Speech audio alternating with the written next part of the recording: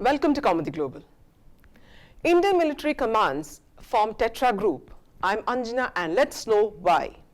With the Chinese army continuing to upgrade its military infrastructure along India's border, 4 operational commands of the Indian Defence Forces have grouped together to counter any potential Chinese misadventure in the eastern sector, which stretches from Arunachal Pradesh to the Andaman and Nicobar Islands. The 4 commands which have come together and are being called Tetra include the Eastern Army Command in Kolkata, the Eastern Navy in Visakhapatnam, the Eastern Air Force in Shillong, and the Andaman and Nicobar Command in Port Blair, which is the country's only operational tri-services command. The move by these commands is also being recognized as a vital step towards the establishment of integrated theatre commands as envisioned by the Narendra Modi government with the establishment of the Department of Military Affairs and the Office of the Chief of Defence Staff 3 years ago. The heads of these commands, including Lieutenant General R.P. Kalita, Vice Admiral B. Dasgupta, Air Marshal D.K. Patnaik and Lieutenant General Ajay Singh had met last week in Shillong to discuss the ways to iron out all differences and hurdles in combining their efforts towards an integrated approach to tackle the challenges on the northern front, government sources said. The 4 commands are in charge of the country's security from Arunachal Pradesh in the northeast to the Andaman and Nicobar Islands in the south, with the Bay of Bengal in middle. All of these areas face a common threat from China, and the 4 commands have been maintaining high-level operational readiness in view of the 2-year-old military standoff. The Eastern Command, which has been working closely with its Navy and Army counterparts to enhance readiness, took the initiative, which was backed by the relevant headquarters of the 3 forces. In recent years, the centre has significantly strengthened the northeastern region in terms of force and infrastructure. The region has seen a squadron of Rafale fighter jets deployed in Hashimara to support the Su-30 MKI fighter fleet, as well as the Air Force's anticipated induction of the S-400 air defense system in the Assam sector in the coming weeks.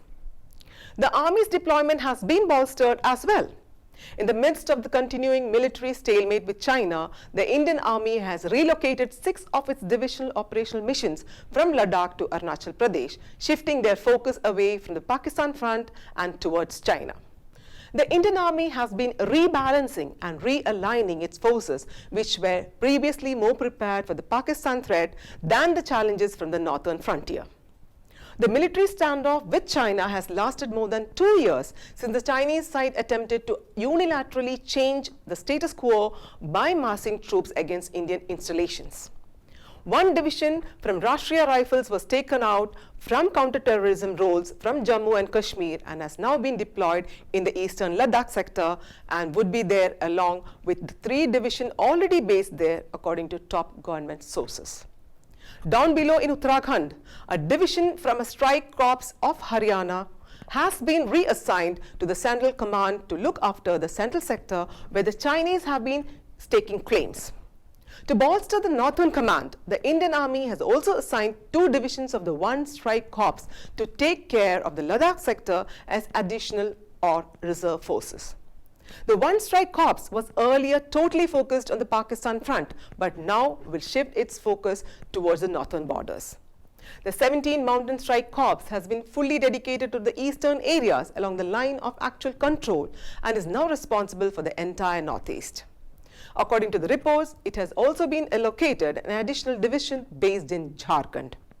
In Assam, the army has freed up a division that was formerly involved in counter-terrorism operations and gave it sole responsibility for the China border. The Indian Army has reached a point of balance in terms of catering to both fronts, and it is now preparing for long-term conventional war-fighting tasks. The Indian Army has also issued a message to Chinese soldiers, warning them that they will be unable to carry out any further unilateral attempts to change the status quo between India is much better prepared than ever.